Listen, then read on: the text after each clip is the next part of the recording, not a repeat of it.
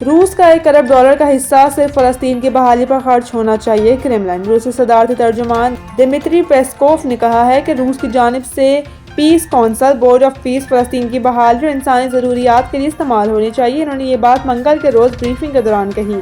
Peskov کے مطابق Vladimir Putin نے پیر کے روز واضح طور پر کہا تھا کہ یہ فنڈز انسانی مقاصد کے لیے فلسطین کی تعمیر نو پر صرف کیے جائیں گے اور کسی دوسرے مصرف میں نہ جائیں۔ اس سے قبل ایک ہنگامی اجلاس میں صدر پوتن نے سیکیورٹی کونسل کے مستقل اراکین کو بتایا تھا کہ روس $1 ارب پیس کونسل کو دینے کے لیے تیار ہے، جس کے لیے رقم امریکہ میں منجمد روسی اثاثوں سے منتقل ہوگی۔ یہ اثاثے سابق امریکی انتظامیہ کے دور میں منجمد کیے گئے تھے۔